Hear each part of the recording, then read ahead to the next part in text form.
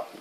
Mě už před léty fascinovala zažloutá obálka se skromným nápisem Věc rovník. V této obálce se nalézá na útržcích papíru rychle a bohužel dnes málo čitelně psaný text. Po rozluštění některých slov a vět mne zamrazilo. Byl to totiž scénář. Scénář psaný rukou mého pradědečka Josefa Fuksy. Ten v noci na chodbě Pankrátské věznice popsal celý průběh poslední návštěvy před popravou Rudolfa Fuksy. Na těchto útržcích papíru je přepsán celý rozhovor, který vedla rodina s Rudolfem Fuksou, kterému zbývaly už jen poslední hodiny života. Z mrazivé atmosféry chladné pankrátské chodby nám vyvstávají živé dialogy lidí a dávají obraz krutosti doby i nezměrné statečnosti některých jedinců. Cituji z toho mála, co se mi podařilo rozluštit. Rudolf Fuksa, starší otec. Prosíme tě o jedno, buď silný a statečný až do konce. Rudolf Fuksa, to víte, že vám hanbu neudělám. Josef Fuksa, strýc, já bych chtěl mít taky takového syna, který pro vlast umírá. Milada Fuksová matka, byl si hodný chlapec.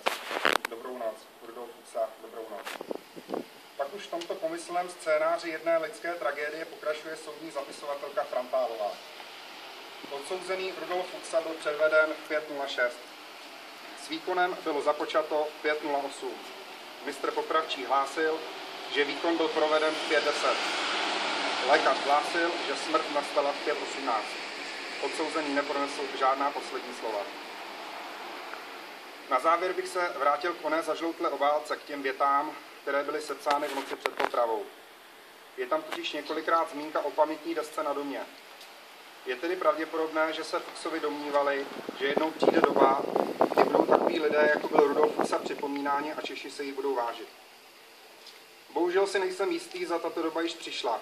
Bojovníci proti komunismu jsou pošlapáváni i na půdě parlamentu České republiky, jsou nazýváni vrahy a teroristy, a to nejen komunisty, kde se ani nic jiného očekávat nedá, ale bohužel i některými demokraty. To již ale není případ města Chrastavy, která se rozhodla prostřednictvím svých volených zástupců pro odhalení pamětní desky agentu zahraničního protikomunistického československého odboje Rudolfu Fuksovi. Jako zástupce rodu Fuksových vám za toto rozhodnutí děkuji. Děkuji všem zastupitelům města Chrastavy, kteří pro pamětní desku hlasovali. Děkuji panu starostovi, inženýru Michalu Canovovi, který se za Rudolfa Fuksu byl v roce 2008 a i nyní v roce 2012. Mnozí Češi zapomínají. Já doufám, že až zase bude našemu národu úzko, povstanou čeští bojovníci odhodláni se být za svobodu a demokracii. Děkuji.